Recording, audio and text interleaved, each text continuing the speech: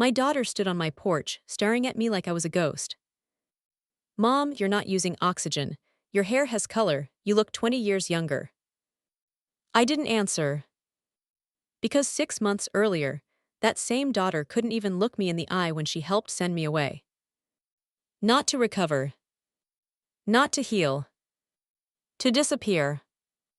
It started on a cold October afternoon, when my own children handed my husband a set of rusty keys, and $847, like they were tipping a waitress on the way out. No power, no cell service, my son said, but it's shelter. Then my daughter slid paperwork across the hood of her car. Shelter intake forms. For our dog. They don't allow pets at the nursing home, she said calmly, like she was reading a contract. And that's when I understood the truth. They weren't moving us somewhere safe. They were moving us somewhere final. A condemned cabin in the mountains, in a town that looked abandoned by time itself. Winter was coming early. My oxygen tanks were running low. And they knew it. But Scout, our old border collie, refused to leave my side. The night we arrived at that ruin of a house, Scout did something I had never seen him do. He stood at the truck window for hours, staring up at the mountain like he could see through the dark. Then he barked. Once. Sharp. Demanding. And he took off into the snow like he was chasing a secret. I had maybe 12 hours of oxygen left. Every step after him felt like drowning. But Scout kept stopping, looking back, waiting for me. Like he knew something I didn't. And when we reached a cluster of boulders half buried in snow, Scout started digging like our lives depended on it. Because they did. What he uncovered behind those stones wasn't just a door. It was the reason my daughter was staring at me now. And it was the reason my children would soon realize. You can abandon your parents. But you can't escape what you've done. My daughter stood on my porch, staring at me like I was a ghost. Mom, you're not using oxygen. Your hair has color, you look 20 years younger. Her words didn't feel like a compliment. They felt like an accusation. Because 6 months earlier, those same children couldn't even look me in the eye when they handed me rusty keys, and $847, like they were paying a stranger to disappear. And they didn't just send me away.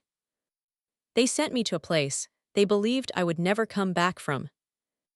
A condemned cabin in the mountains. No power, no phone service, no neighbors. And one more thing. The nursing home they chose didn't allow pets. Which meant our dog, Scout, would go to a shelter. And they thought I'd accept that. They thought I'd just hand him over like he was an old coat we didn't need anymore. But Scout wasn't a thing. Scout was family. Scout was the only one in that whole house who still looked at me like I mattered. So when my kids told me, "It's time, Mom, you need care, Dad can't keep up, you're too much," all I heard was, "We're done with you." And I wish I could say I cried. I wish I could say I screamed. But the truth is, I didn't have enough breath for any of that. Because by then, I lived with a plastic tube in my nose and a soft hiss by my ear. Oxygen. Like my body was a machine running out of fuel. And maybe that's exactly how my children saw me. A machine. Breaking down. Too expensive to maintain. Too uncomfortable to keep around. Before we go deeper into what happened, do me a quick favor, drop a comment and tell me where you're watching from. And if you've ever felt overlooked or tossed aside, hit subscribe. This channel is for people who know life doesn't end when others decide you're past your time. Now let me take you back to the day it started. That afternoon, the rain came down cold and mean. The kind of rain that doesn't fall, it presses. Like it wants to push you into the ground. I sat in the passenger seat of our old truck, with the door cracked open, trying to breathe without panicking. The oxygen tank sat at my feet. Half full. Maybe 12 hours left, if I didn't move too much. My hand rested on Scout's head, and he leaned into my leg like he was holding me up. Outside, strangers carried our life out in boxes. Not movers. Bailiffs. Yellow slickers, clipboards, no eye contact. They moved quick, like people who have done this 100 times. The dining table went first. Cherry wood. 43 years old. My husband Thomas built it with his own hands the year our first daughter was born. I watched it disappear into the back of a truck, rain sliding down the polished surface like tears. Then the couch. The couch where I nursed 3 bobbies. The couch where I stayed up late, half asleep, listening to my kids practice speeches and rehearse interviews and cry about heartbreaks. All of it's gone. Like it never mattered. Scout's ears flicked forward. He heard something I didn't. Then I saw it. A silver Tesla rolled onto our street, clean and silent, like it didn't belong in our world anymore. My son Cameron stepped out first. Designer jacket, black umbrella, hair perfect. His wife Amber stayed in the car, face lit up by her phone screen like that was the only thing she could stand to look at. Cameron walked toward us with that tight smile people use when they want to seem kind, without actually being kind. He stopped a few feet away. Didn't hug me. Didn't ask how I was breathing.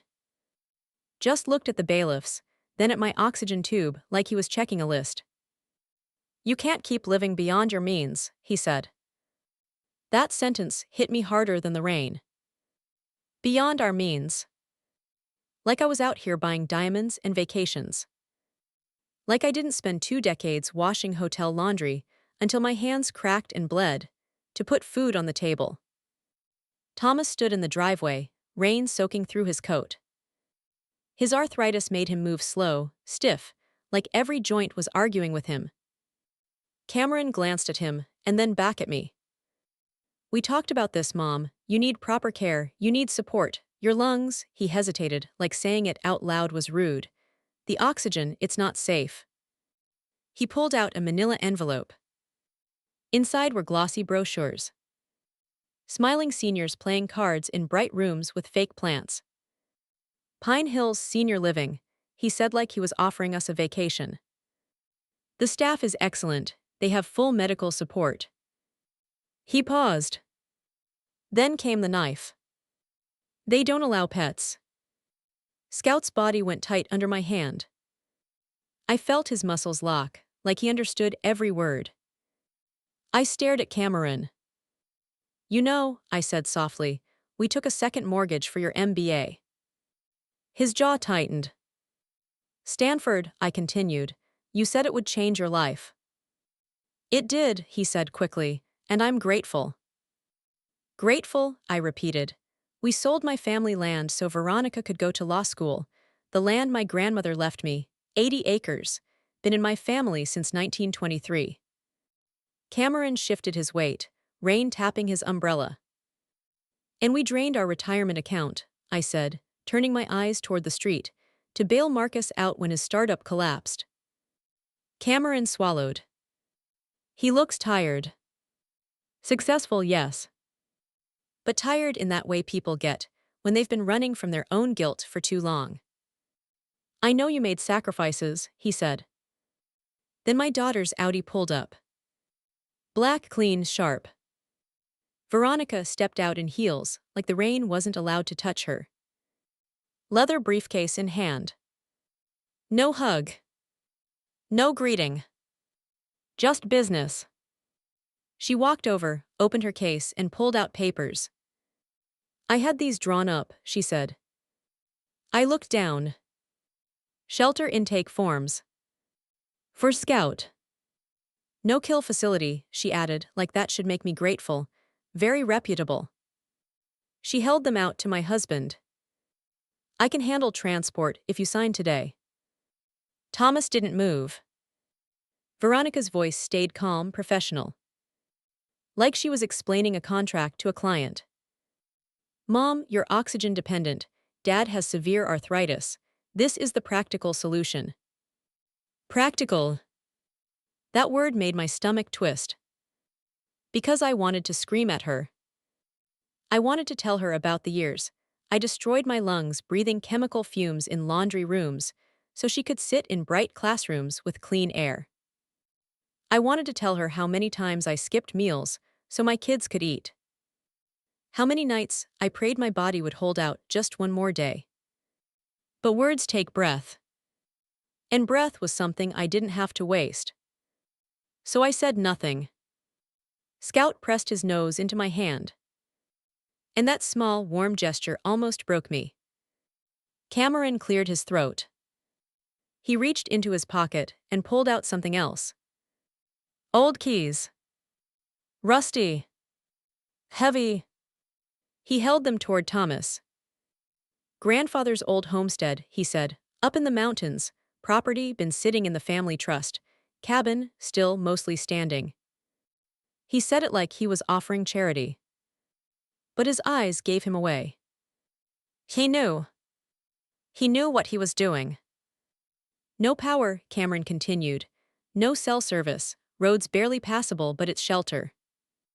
Then he glanced at Scout. And there it was. The unspoken message. That dog won't survive winter up there. And neither will you. Veronica snapped her briefcase shut. This is not a solution, she said. This is avoidance. Thomas finally spoke. Quiet, firm. It's a choice, he said, more than you gave us. My children stood there under umbrellas while we got soaked. My children, who once climbed into my lap when they had nightmares. Now looking at me like I was a problem to solve. I stared at Cameron. Thank you for the keys, I said. They look surprised. I rarely interrupted Veronica. We will manage, I added. Cameron's mouth tightened. He pulled out his wallet, took out 5 crisp bills. $20 bills. He handed them to Thomas without meeting my eyes. 100 for gas, he said. $100. After 60,000. After everything. They left first in the Tesla. Then Veronica in her Audi. Amber didn't look back once. The bailiffs finished loading the truck. Thomas signed the final paper on a clipboard. And just like that, 45 years of building a home ended in the rain. When it was done, we had $847. A box of soup cans. A bag of Scout's kibble. 3 portable oxygen tanks. And enough heartbreak to last a lifetime. Thomas helped me into the truck carefully. Scout climbed in between us, warm and steady, like he was saying, I'm still here. The engine turned over on the 3rd try. Thomas pulled away from the curb, without looking back. I checked the oxygen gauge at my feet. Half full. Maybe 12 hours left between all 3 tanks. Less if I moved. I looked at Scout. Then at Thomas. And the thought hit me, cold and clear. They didn't send us away to live. They sent us away. To disappear. And as the rain blurred the world outside the windshield, we drove north into the dark. Toward a mountain cabin none of us had seen in 40 years. And the only one who seemed to know exactly where we were going was a Scout. Because he sat upright, eyes locked forward, ears alert. Like he could see something waiting for us up there. Something my children didn't count on. Something that would change everything. And when we finally reached Pinehaven Valley and saw what they left us, I realized the real story hadn't even started yet. The sign appeared in our headlights like a warning carved into wood. Pinehaven Valley, founded 1965. The letters were deep, hand-painted long ago, but the board itself leaned crooked on the post like it was too tired to stand. Thomas slowed the truck. Beyond the sign, the road turned into gravel, then dirt, rutted so badly the tires dipped and climbed like we were driving through a dried riverbed. Snow dusted the ground, light and dry, the first warning that winter wasn't coming. It was already here. The heater in the truck barely worked. Cold crawled through the cracks in the doors and settled in my lungs like a cruel hand squeezing tight. I pulled my coat closer and tried not to cough. Every cough stole breath. Every stolen breath made my chest panic. Scout sat up straight between us on the bench seat, nose lifted, smelling the air like it carried information. His tail wasn't wagging. His body was tense, focused. Like he was listening to something we couldn't hear. Then the headlights swept across the first buildings. Not houses. Skeletons. Rooflines sagging like broken backs. Windows dark and empty like eye sockets. Walls half collapsed, swallowed by trees and vines and snow. It looked like a town that had been abandoned mid-sentence. Like people just left. And never came back. Thomas kept driving, slow and careful, the truck groaning over the rough path. My oxygen hissed softly in my ears. I glanced down at the tank. The needle had already dropped lower than it should have. Altitude. Cold. Fear. All of it pulled oxygen faster. Then we saw it. The cabin. If you could even call it that. Log and stone, built solid once, but time had taken bites out of it. One side of the roof had collapsed inward, leaving beams exposed like broken ribs pointed at the sky. The porch sagged. The windows were shattered. Snow had drifted into the living room through the gap in the roof like nature had moved in and claimed it. Thomas cut the engine. Silence rushed in, heavy and pressing, broken only by the tick of cooling metal and the steady hiss of my breathing tube. I stared at that ruin. A place meant for families once. A place meant for warmth. And all I could think was, they really did send us here to die. Thomas didn't answer right away. His hand stayed on the steering wheel, knuckles pale. Scout stood on the bench seat, front paws pressed against the window, staring at the mountainside above the cabin. Not at the cabin. Beyond it. At something higher. Something hidden. He's sensing something, Thomas said quietly. The way he said it wasn't playful. It was serious. Like a man who had learned to trust his instincts, because life had made him. I cracked the passenger door. The cold hit my face like a slap. Scout shoved past my leg and leapt out into the snow before I could stop him. Scout, I called, but my voice came out thin, weak, swallowed by the cold air. He didn't even turn. He landed and immediately began moving, nose to the ground, circling the truck in widening loops like a soldier checking for danger. Thomas got out, slow, stiff, his arthritis turning every motion into something deliberate. He came around and helped me down carefully, one hand steady at my elbow. The moment my boots hit the snow, the air punched my lungs. I gasped. My chest seized. Panic flared hot in my throat. The oxygen hissed louder as my body demanded more. Easy, Thomas whispered, steadying me. Elevation, breathe slow. I nodded because I couldn't speak. Speaking took breath.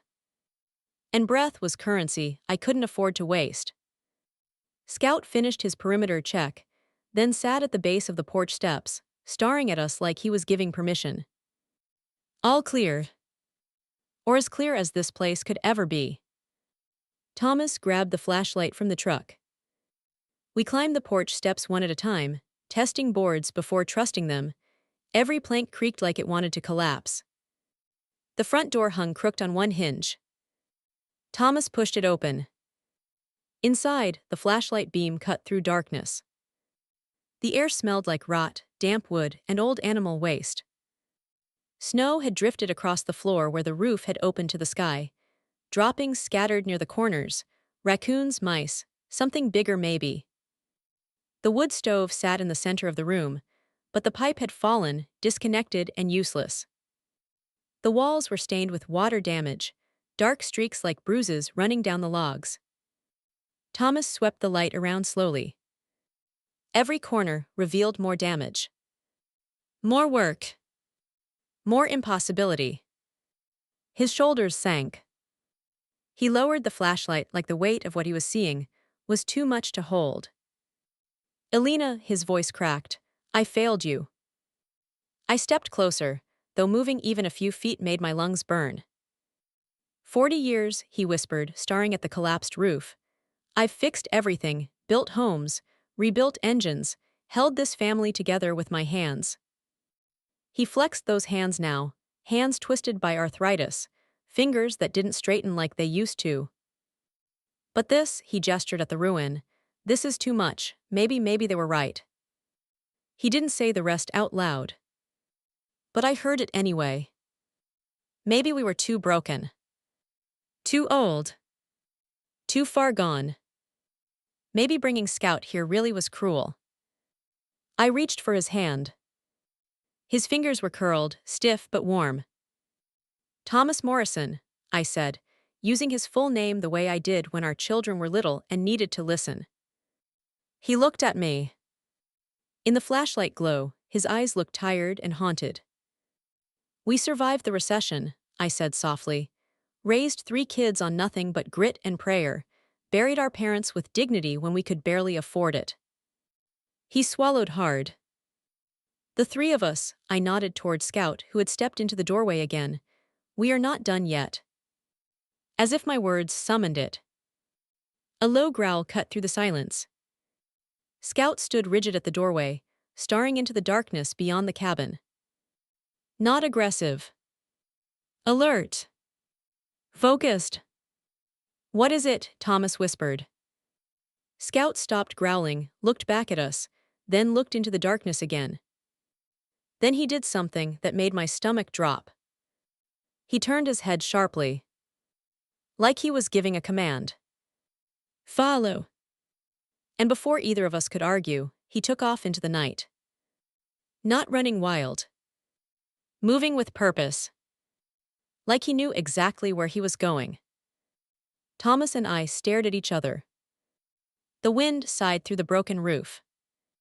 The forest beyond the cabin looked like a mouth, waiting to swallow us. I looked down at my oxygen gauge. It had dipped again. Into the warning zone. And that's when the thought hit me, cold and sharp. If Scout was wrong, we wouldn't just be lost. We'd be finished. Thomas tightened his grip on the flashlight. Stay close, he said.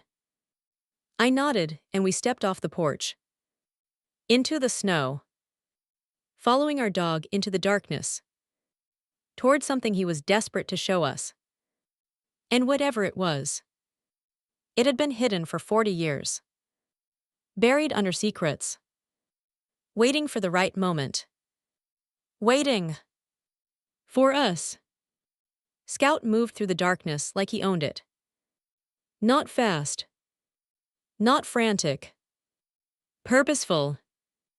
He cut a path through the snow between the trees, stopping every few yards to look back at us, as if he was counting our steps, making sure we didn't fall behind. Thomas kept the flashlight beam low, sweeping it side to side. The light bounced over rocks, roots, patches of ice.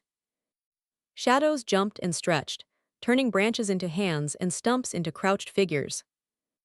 My oxygen tank hung heavy on my shoulder, strap biting into my collarbone. Every breath hissed. Every breath felt louder than it should have, like the forest could hear how weak I was.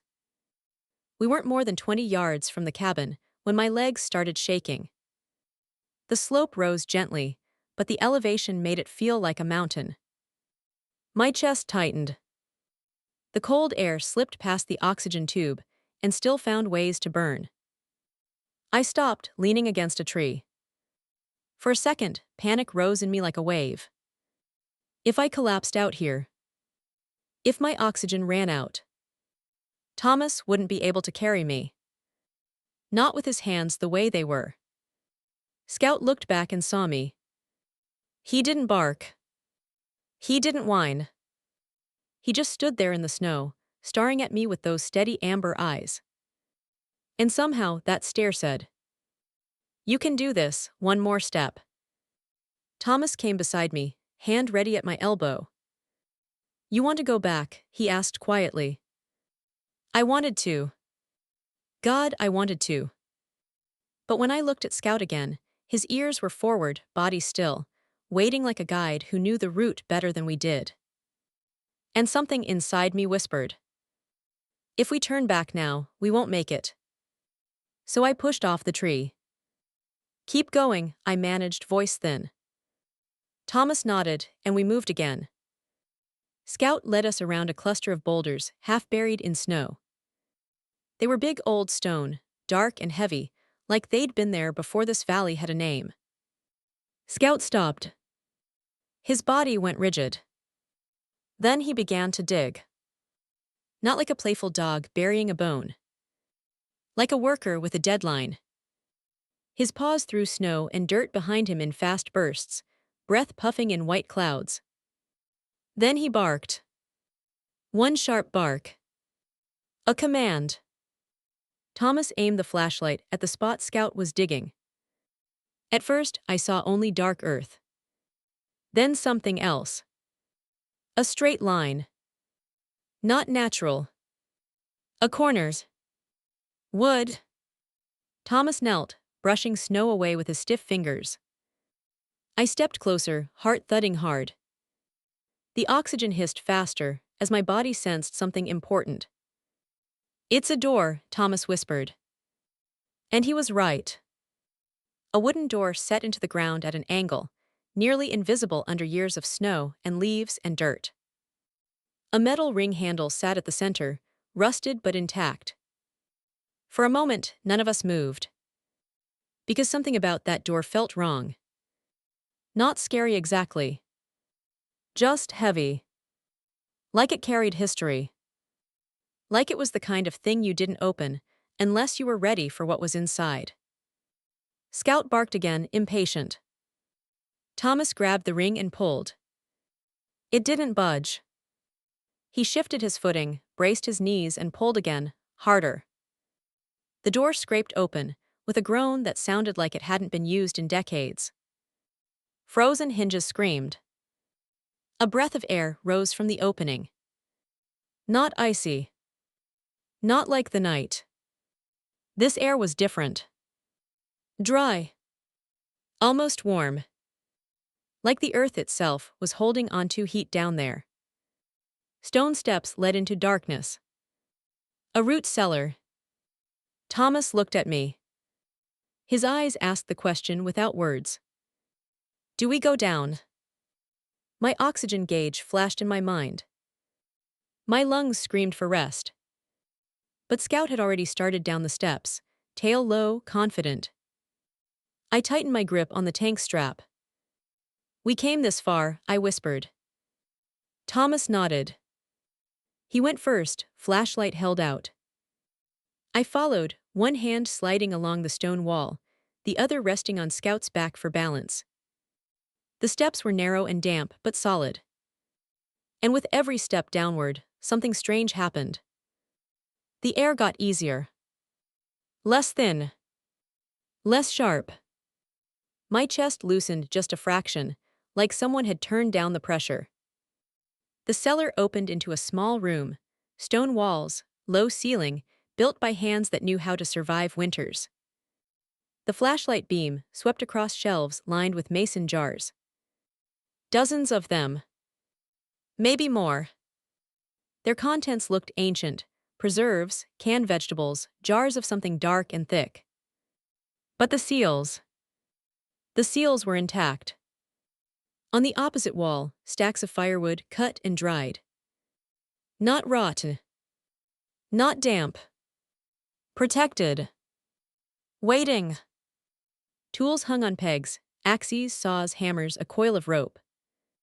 And in the corners, Thomas's breath caught. A propane heater. The kind that runs on small tanks. Beside it sat two metal propane tanks. Thomas lifted one, testing the weight. His eyes widened. "Full," he whispered. He lifted the second. Also full. My throat tightened, not from cold this time. From something else. Relief. Disbelief. Hope so sudden it hurt. Thomas aimed the flashlight higher.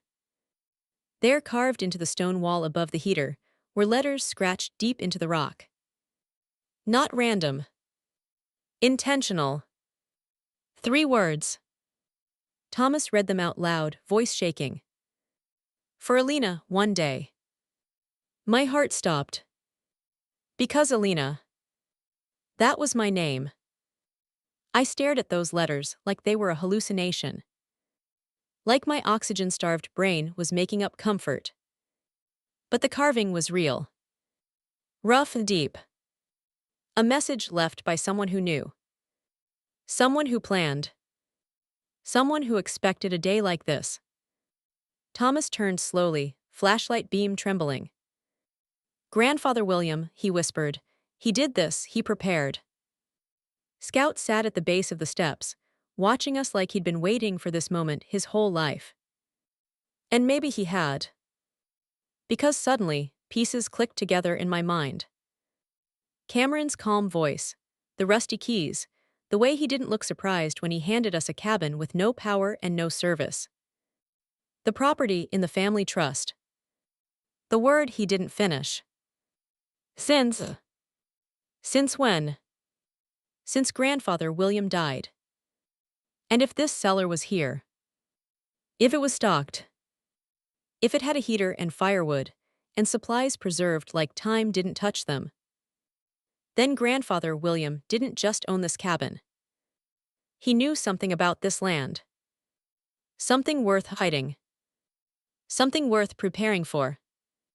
Thomas laughed suddenly. But it wasn't joy. It was a sound caught between a sob and a prayer. That dog, he whispered, wiping his face with the back of his hand, that dog just saved our lives. Scout stood up like he understood the praise, then trotted to the steps, tail flicking once. Like he was saying, "Good, now move." Thomas and I worked fast. Thomas hauled the propane heater up first, joints protesting with every lift. I carried smaller items, firewood, a bundle of blankets we found sealed in plastic, jars we didn't dare open yet. Scout ran back and forth, checking outside, keeping watch. We loaded the heater and tanks into the truck bed under the camper shell. Thomas set the heater carefully, venting it through a gap so it wouldn't fill the space wrong.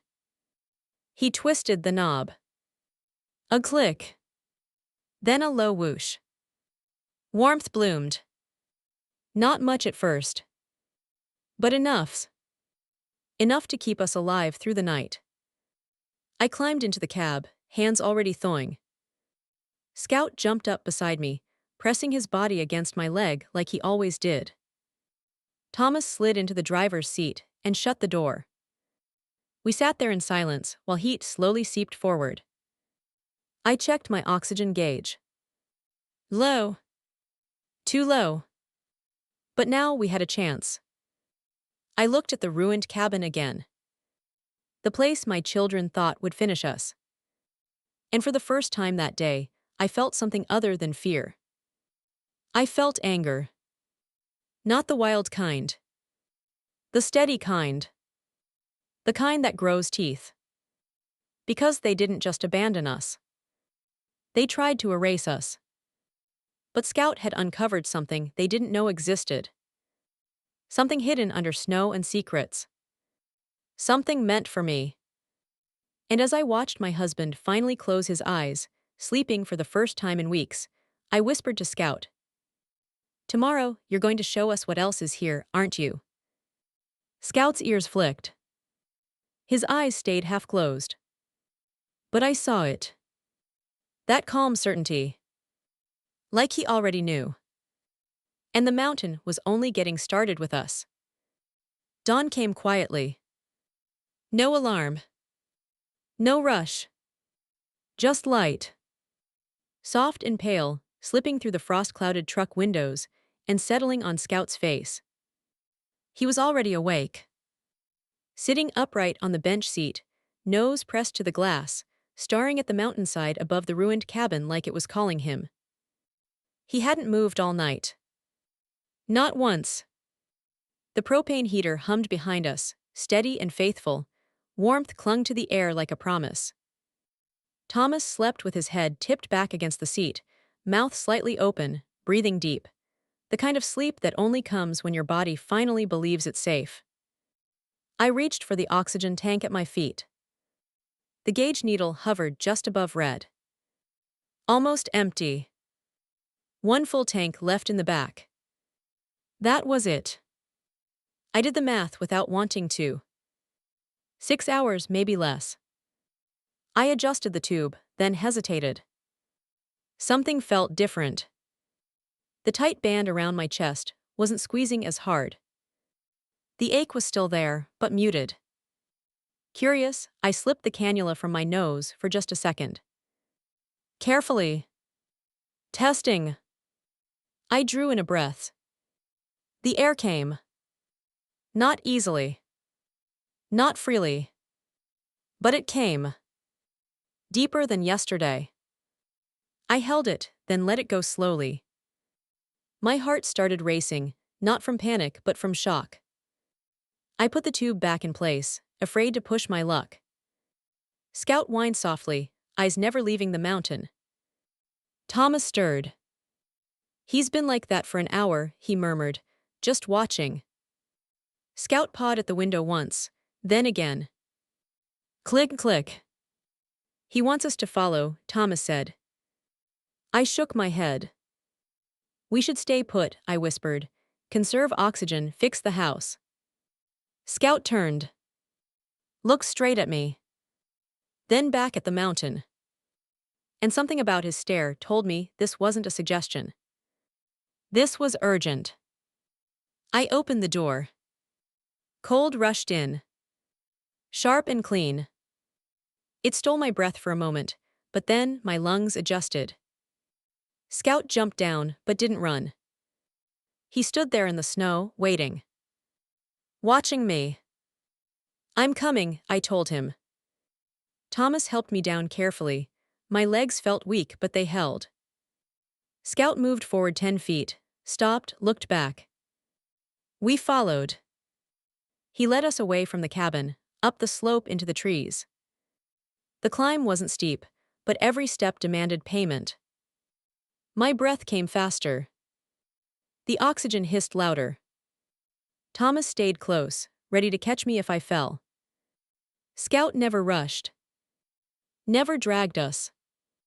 He moved like he understood exactly how much I could handle. 5 minutes in, I had to stop. Leaned against a pine tree, chest burning. This is foolish, I gasped. I'm running out. Scout sat in the snow, patient. Waiting. I pushed off the tree. Kept going. 15 minutes later, maybe less, we reached a cluster of large boulders. Scout barked once, sharp and urgent, and disappeared behind them. Thomas and I rounded the stones.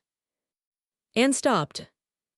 Steam rose gently from a pool of water, nestled into the earth. Perfectly round. Crystal clear. The air above it shimmered with warmth. A hot spring, I whispered, geothermal, mineral-rich. Scout dug beside a flat stone near the water, paws flying. Thomas knelt, brushed away dirt, and uncovered a small steel box buried in the ground. He pulled it free. Rusty but sealed. Engraved on the lid. W.M. William Morrison. Thomas opened it. Inside, wrapped in oilcloth, was a leather journal, yellowed maps, and a photograph. I took the photo with trembling hands. A younger man knelt beside the same pool. Beside him sat a border collie. Black, white, and tan. Almost identical to Scout. On the back, written in pencil. God's pharmacy heals what medicine cannot. Sage found it first. W.M. Sage. Grandfather William's dog. Scout sat beside me watching. Waiting. Understanding. I didn't think. Didn't plan. I sat on the flat stone, pulled the tube from my nose, unlaced my shoes, and slid my feet into the water. Heat wrapped around my ankles, calves, knees. Not scalding. Comforting.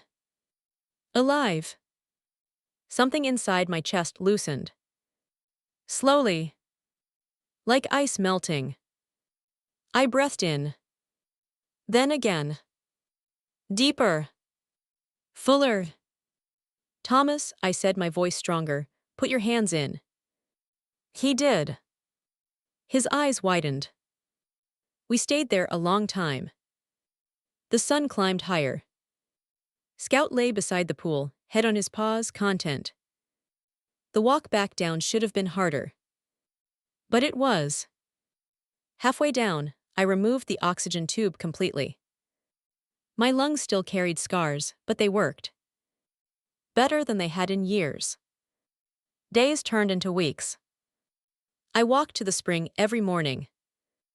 Left the oxygen tank untouched. Thomas's hands grew steadier. His pain softened. Scout grew younger before our eyes, muzzle darkening, energy returning. We found more springs. Each different. Each purposeful.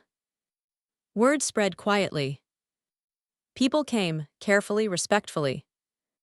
Scout guided them. Always right. 6 months later. My children stood on our porch again. Staring at me like they were seeing a ghost. Mom, Veronica whispered, you're not using oxygen. You look different, Cameron said.